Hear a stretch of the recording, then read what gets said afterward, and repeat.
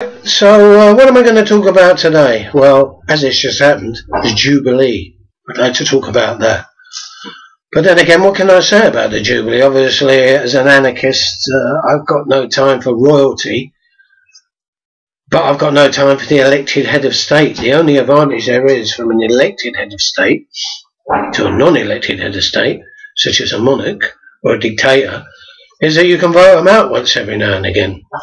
So you can vote out Tony Blair or President Prescott or President whatnot, and then have another idiot taking over. The thing about the monarchy is you've got the same person, whether they're a genius, and I don't think there's anybody in the royal family that could be regarded as a genius, or even as remotely intelligent. And their intelligence level is just above that of a vegetable. Should ask Charles about that, our next and future king, and head of state and head of the church. He himself converses with vegetables all the time, and that's why he doesn't like genetic engineering, because he doesn't like the vegetables talking back to him. But apart from stupid and sick jokes like that, what can I say about the royal family? What can I say about the monarchy? What can I say about the Jubilee? So I think it's a load of old bollocks. But look at it this way. We haven't exactly got a bicycling monarchy, have we? I mean, they've got 8 palaces. What do they need 8 palaces for? They own hundreds of thousands of acres of land. They've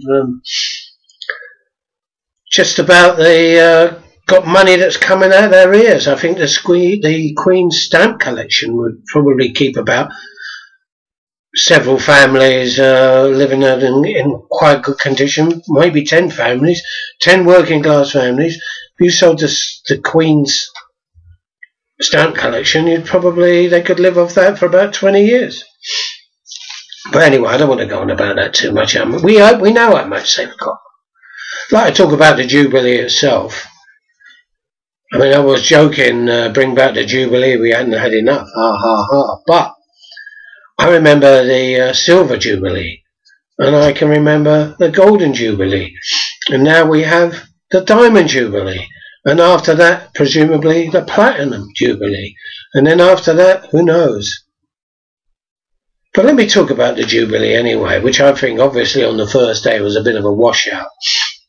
They had the Thames pageant, which apparently cost quite a bit of money. But I don't really want to complain about the money or anything like that. Everybody else does it. I'd like to say that the Thames pageant, for which the BBC were roundly criticised for their rather frivolous coverage of, shows that the royals on that day become like celebrities. It was a bit like It's a Celebrity Knockout or something like that. It was just well, a bit embarrassing really. I mean, obviously not nationalistic, but if I was, I would have been quite embarrassed about the whole Thames pageant. Never mind the weather, never mind the slave labour sleeping under London Bridge, never mind the participants getting hypothermia. Just the whole thing looked to me tacky and embarrassing. And also, of course, the good old British weather performed, as always, and everybody got soaking wet. Just think, if we hadn't had the Jubilee, then they wouldn't have delayed it for a week. And if we'd have had the ordinary bank holiday, we'd have had it the week before, and we would have had really nice weather. And then again, we didn't. Thing is, the coverage of the Jubilee, well, it was quite interesting from one point of view. As I say, it's a bit like a celebrity thing that you see on the television, part of the celebrity culture. There's nothing about the divineness of royalty. I've seen Richard Dimbley narrating the 1953 coronation of the Queen. It was almost like a semi-mystical experience, the hushed, reverential tones and so on. I mean, I suppose people went in for that those days. The Queen is the head of the Church of England, and she must be closer to God than the rest of her subjects. And it actually reflected it, the coverage in 1952. Whereas the Thames pageant, I'm afraid, wasn't all that reverential. And then the next day they had the pop concert, which I suppose was pretty good if you likes a sort of bland pop, and to watch Sir Paul McCartney and Sir Elton John and Sir Tom Jones perform in front of Prince Charles and the Queen, and then there was Charles's really embarrassing speech on the podium when he's talking to his mummy, the man that needs to have 2 men to dress him in the morning. This is going to be your head of state. This is going to be the person we're going to have to sing about. God save the King. King Charles. The guy is a second-rate moron. I don't want to use elitist language like that, but the guy, he wouldn't even get a job stuck in the shelves at Sainsbury's. And yet they're all deferential to him. I've seen him giving speeches on the television to city bankers and so on, and these lame jokes, and they all laugh. It's ridiculous. These jokes ain't all that funny. He ain't all that funny at all. And there's everybody bowing and scraping. Can you imagine what it's going to be like when he's king? Really embarrassing. Again, if I was a nationalist, I'd be really embarrassed that this idiot, this moron, it's going to be your leader. He ain't fucking my leader, I'll tell you that for a start. And he ain't the leader of millions of other people. We're fed up with it. I must admit that there wasn't much of a rebellion against the Jubilee. I suppose it might be a cold rebellion or internal rebellion, with millions of people leaving the country because they couldn't bear it. But millions of people did turn up for these events. I don't know who they are. I don't know anybody that's got a portrait of the Queen in their front room or went to wave a Union Jack. And I do know plenty of people, and I do mix in quite a few circles, but where these people come from, I know not. And if you walked around the East End, that citadel of patriotism, the only places that were displaying Union Jacks, apart from the other oddbod that hung his Union Jack out of his council flat, were the pubs and some commercial premises. You just would not know it was going on. Yet you pick up the local paper, you think that the East End was inundated with Jubilee street parties. They did have one on my estate on a Saturday. That was quite funny. Nearly every single person attending was a Muslim. So it was like a Muslim Jubilee. I just hope that they didn't serve pork sausages. Anyway, get back to the last day. We were back into familiar territory when I had to service at St. Paul's. The hushed reverential terms, as it was semi-mystical setting and so forth. We were very much back to the old days. The entire establishment was there as well, the whole lot of them. I don't know if you've ever seen a film called The Medusa Touch. Well, in that, there was a scenario quite similar where a warped psychic collapses Westminster Cathedral on the entire establishment who are assembled. It was a bit like that at St. Paul's. But unfortunately, my psychic powers didn't measure up to the job, because if they did, they would have definitely brought that whole edifice crashing down upon their unworthy heads, as it says in the film.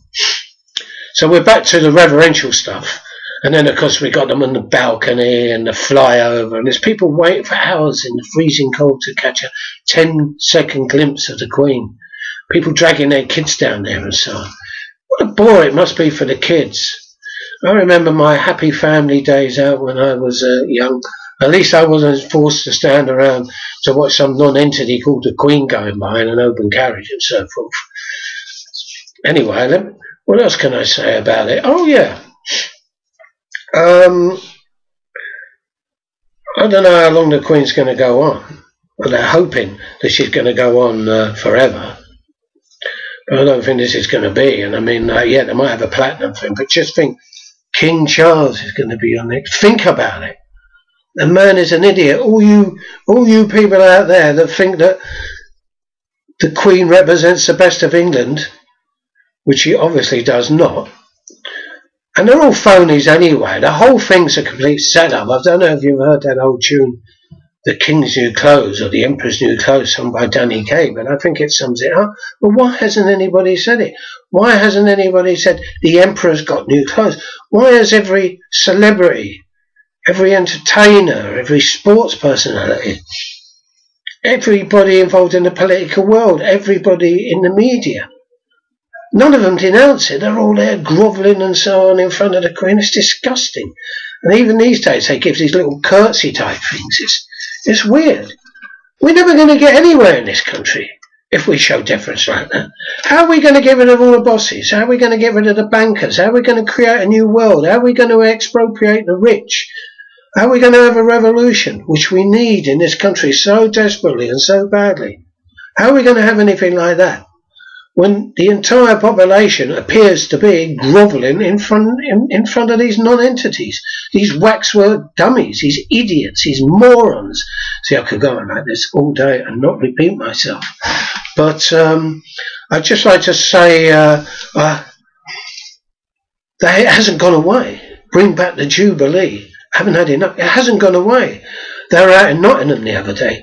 Now, I know how bad the weather's been lately, and there was people out in Nottingham 5 o'clock in the morning so they could catch a glimpse of the Queen. These ordinary people, these are not the toffs and the rich and so on. I'd imagine that all the aristocrats and most of the toffs were busy sunning their hides on their private Caribbean islands and so forth, that they were sort of laughing at the proles, the mugs, us, going down and doing all the grovelling in front of the palace. I really think it's weird. I can't understand it. It's primitive.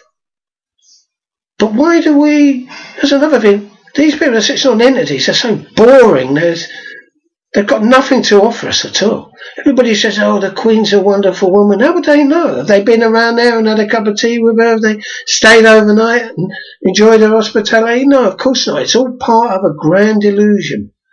Anyway, then a couple of weeks later, we had the Trooping of the Colour.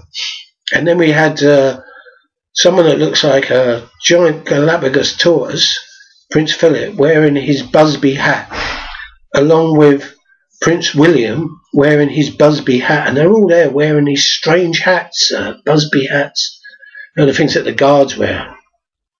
I mean, they just look ridiculous, they just look absurd, and yet there's all the fawning commentary and so on. Don't we realise it, that it's just absurd and ridiculous? And then, of course, it's been announced that gasps of admiration in the press again. Zara Phillips is going to compete for Team GB on the Olympics on a horse and equestrian events. Well, her mum did the same and didn't. Can you imagine if she got a bronze medal or something? It'd be all over the front pages. It's just like these people are like gods. That's the nearest I can describe it. The way they've got into people's heads is kind of like they're kind of Nepalese gods and so on. There's another thing as well. People got about right wing and left wing. Just as many left wing people are into the monarchy and into the honour system and so on and so forth. It's only people like Benjamin Zechariah who got the guts to stand up publicly and say, no, I don't want your OBE, and stick it up here. Which he actually did. And I do believe a few people have actually refused, although not many. They all seem to be rushing to take their OBEs or MBEs or whatever it is, Order of the Brown Noses. They're all eager to rush and take it.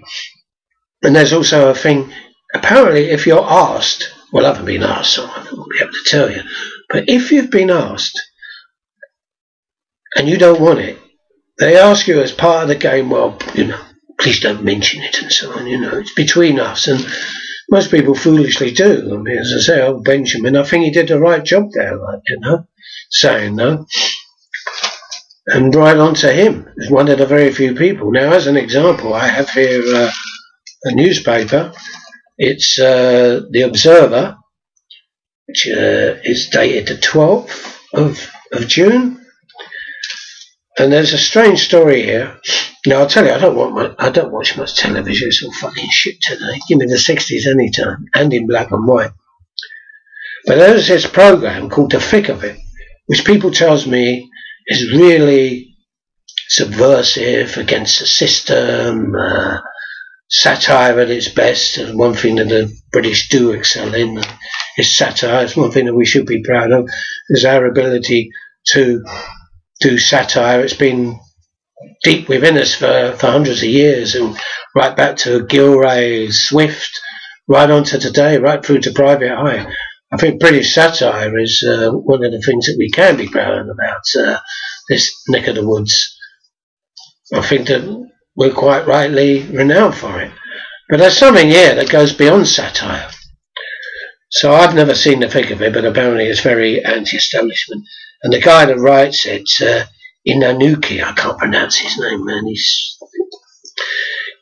Inanuki, is that it? Anyway, his name is Armando Inanuki, and he has accepted an OBE. Would you believe it? An OBE, that brown-nosing bastard, right? It kind of, as far as I'm concerned, these guys that start off laughing up the arse of the system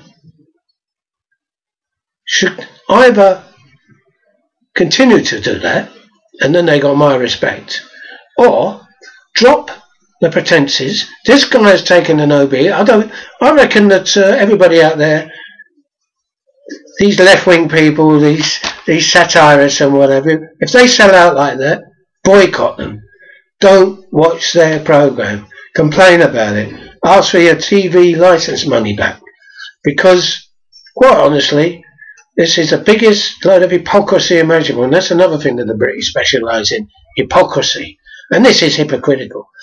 You're laughing up the arse of the establishment, and at the same time, you're trying to end up kissing it and licking it.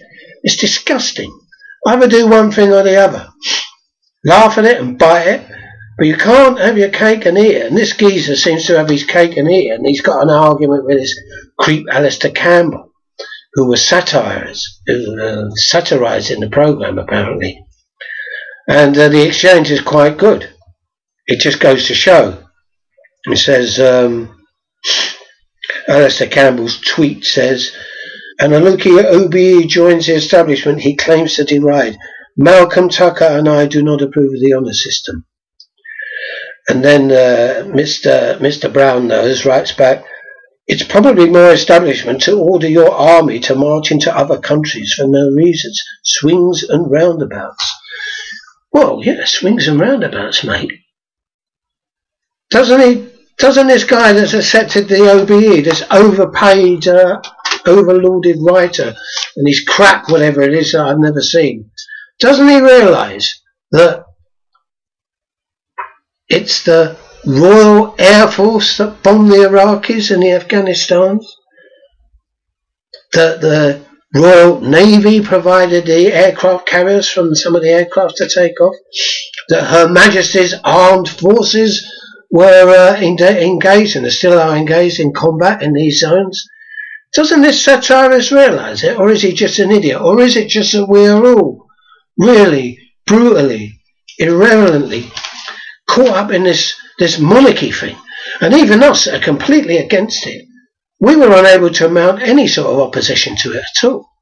Which goes to show, I think, that a lot of people that are against the establishment are too scared to take on the monarchy and everything it represents, which is a lot of things.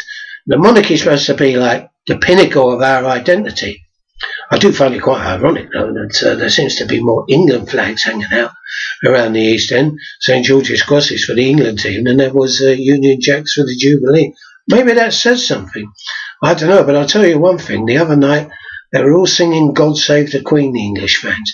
And that is a recipe for disaster. Every time they get fervently patriotic and express their patriotism by singing God Save the Queen, it's goodbye England. So I think you can kiss goodbye England in the quarterfinals. The more lustily they sing Rule Britannia, the more lustily they sing God Save the Queen, the more likely they are to go crashing out in humiliation. And I'd take that 20-1 on Rooney getting sent off.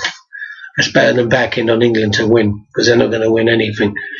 I think it'd be a miracle if they got through the semi-finals. Well, what can I say about the Queen and everything? They say, why people from New Guinea or something saw this. They think that we were a primitive society. Well, we are, and we fetishise these people. Yeah, take a look at this. I got this from one of my holidays in Africa. See, look, it's a fetish object. And we laugh at people that bow down before these fetish objects and so on, and they don't actually worship them, but it is part of their religion. But is this any more absurd than all the grovelling that goes around the royal family? And particularly, when you come to think of it, you want to talk about religion, the Queen, and soon King Charles will be head of the Church of England. You imagine that? It's idiot. It's moron. Listen, when I was really young, I thought there might be a revolution in this country. It hasn't happened. Also, I kind of backpedaled. I was thinking, well, I'd settle for a republic. It seems that we're as far away from a republic as we ever were. And now, I'm saying, oh, I hope I outlive the Queen. That's how sad it is, right? That's how fucking sad it is. But you never know. This time next year or in a couple of years' time, we might have a revolution. But in order to have a revolution, in order to make our lives better, we have got to overcome this deference to the royal family. That is the very first stop. You can't go talking about a revolution until you've got the royal family on the back burner and on the run. And think of all that 8 palaces, all that stuff. That's going to be expropriated. We'll use that for the people, you know. Can use it for old people's homes, or just demolish Buckingham Palace, make a huge park out of it. Think of that garden they got at the back. It's enough for another park in central London, another green lung. Just what we need. Why should one family have it? But anyway, yeah, that's all I want to say about the Jubilee and the royal family. Nothing really original there. No facts and figures. Just another rant. But the last thing I have to say, and I want to reiterate it again, think King Charles. Think of all those people that are going to be grovelling to him and everything when the guy is an obvious third-rate moron. Make me look like a fucking genius, that geezer, right? So just think of it. And just think of that, all you patriots out there, that's what you're going to have to show deference to. And because of the system that they have, they can't jump and go on to have a King William. And what do we know about William anyway? What experience of the world has he got? Or anything? So William, we're going to have a King William? I'll tell you, a King Charles and a King William is a measure of my failure as an individual and the measure of our collective failure out there to change things meaningfully. So let's have no more kings or no more queens, at the very least. So with me and my fetish object, I've got a couple of bets on today and I hope that they come up, and I think if I stroke my fetish object, it might at least provide me with the illusion, if I win anything, that it worked. Because no matter how many portraits of the Queen I've got hanging up over my mantelpiece, it's not going to do me any good. So, bye for now, folks.